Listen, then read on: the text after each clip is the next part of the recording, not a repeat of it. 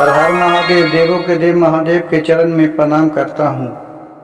दुर्गा माँ के चरण में प्रणाम करता हूँ। सरस्वती माँ के चरण में प्रणाम करता हूँ। गणेश भगवान के चरण में प्रणाम करता हूँ।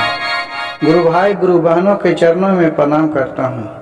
गुरु भाई गुरु बहन, आज एक माँ और पिता की कहानी कहने जा रहा हूँ। इसे कृपया ध्यान से सुनिएगा। जो भी कहूँगा सच कहूँगा। एक गांव में एक किसान रहते थे। वो बेचारा बहुत ही परिश्रमी मेहनती थे। वो अपने पिता के एक ही बच्चे थे। वो धीरे धीरे काम काज करते करते बहुत सा संपत्ति अर्जित कर लिए।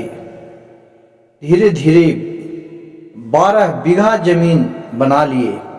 किसी भी तरह का कमी नहीं था खाने पीने का। गांव में सबसे बड़ा आदमी कहने लगे। गुरु भाई गुरु बहन, देखिए कि जब शरीर ठीक है तो आपके पास शरीर में खून है तो सब कुछ है आपके। और जब आपका शरीर थक जाएगा तो देखिए कितना बुरा बर्ताव होता है। ये नहीं जानिए कि हमारे के साथ नहीं होगा। और किसी के कोई नहीं जानता है, चाहे वो कितनों करोड़पति हो या अरबपति हो, चाहे गरीब हो, चाहे कोई भी आदमी हो, समय किसी का नहीं छोड़ा है। समय सबके लिए चलते रहता है। कब समय किसका पलट जाता है जिसका कोई नहीं जानता है।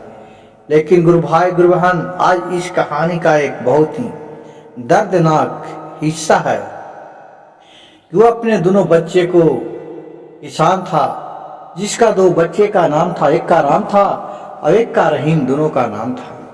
दोनों की अच्छा तरी पढ़ाया लिखाया, दोनों के शादी विवाह हो गया, दोनों के बाल बच्चे हो गए, सियान हो गए। धीरे धीरे दोनों का सुखमय जीवन बीतने लगा। अब धीरे धीरे अब देखिए राम का औरत घुसी, शादी ब्याह हो गया, उसका भी लगन हो गया, रहीम का भी। अब धीरे धीरे बात विचार बढ़ने लगा। आपस में कलह कलेश होने लगा। दोनों धीरे धीरे मतलब कि कोई देवरानी के कहे कि हाँ हमार बाल बच्चा के तू न देखला, तो कहे हमार बाल बच्चा की न खेलक। उसी तरह मतलब कि झगड़ा झंझट छूटने लगे। लेकिन जो किसान था तो घरी उसका देह में जान था। और दोनों के दबा के रखते थे। कहते तुम्हें क्या खाने पीने का दिक्कत है, जो भी इच्छा है तुम दोनों खाओ पियो।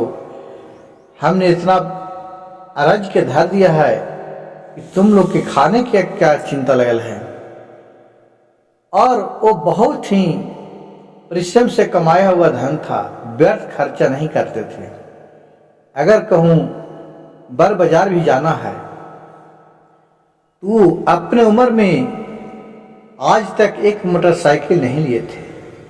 कहे कि जितना मैं मोटरसाइकिल में पेट्रोल डालूंगा उतना में तो मैं पैदल चल जाऊंगा, साइकिल से चल जाऊंगा, ताकि मेरे शरीर भी स्वस्थ रहेगा। आजकल तो मोटरसाइकिल से जाता है वो और शरीर काम नहीं करता है धीरे धीरे। जितना आजकल पहले के ज़माने के बूढ़ा बुजुर्ग लोग थे, आज के ज़माने के अनुसार देखिएगा तो जितना वो टिकते थे और जितना स्वस्थ थे, उतना आज के ज़माने के बाल बच्चे स्वस्थ नहीं रहते हैं। कारण यही है कि इसके परिश्रम करने का क्षमता कम गया है, जिससे खून का दौरान कम गया है। लेकिन देखिए गुरु भाई गुरु बहन की यहाँ बहुत ही गजब दुख भरी कहानी है। अब वो दोनों राम और रहीम में नहीं पटने लगा, लड़ाई झगड़ा होने लगा। अब दोनों के वहाँ के गांव के जो लोग थे, दोनों पंच बैठा, कहा कि अब नहीं होगा तो बंटवारा कर लो। अब दोनों के बंटवारा, पिता भी उब गए, माता भी उब गई। अब क्या करें, दोनों के बंटवारा कर दिए। बंटवारा तो कर दिए, खेत बाड़ी घर द्वार सब बांट लिए। साथ ही साथ माँ बाप को भी बांट लिए। एक दने एक को बाप पे रख लिया और एक बेटा माँ को रख लिया। तो गुरु भाई गुरु बहन देखिए अब आगे क्या होता है। अब पंच लोग भी आजकल के देखिए वो सही रहते हैं। अब दोनों कहे कि एक को रखेंगे तो एक दिन माँ के एक दिन पिता को रख दिए। मानो पति पत्नी को भी आजकल के जो पंच है वो बंटवारा कर दिया। अब बेचारा पिता अलगे सोए माँ अलगे सोई।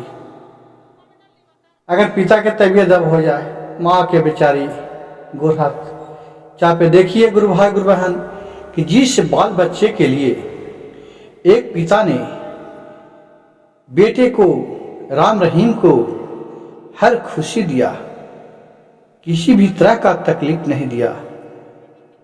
जब उसको भूख लगता था तो उसके मुंह के देखकर ही समझ जाता था कि मेरे बेटे को भूख लगा है। अपने कपड़ा फटल भी रहता था लेकिन बच्चे को स्कूल जाना है तो उसको लिए ड्रेस ला के देता था। एक एक रुपया करके किस तरह से अपने बाल बच्चे को परवरिश दिया, पढ़ाया लिखाया, आगे तक बढ़ाया। यही बाल बच्चा ने आज अपने माँ बाप को भी बंटवारा कर दिया। गुरु भाई गुरु बहन मेरी कहानी कथा अच्छा लगे तो कृपया एक चैनल को लाइक सब्सक्राइब शेयर जरूर कीजिएगा। कमेंट में हर हर महादेव जरूर लिखिएगा।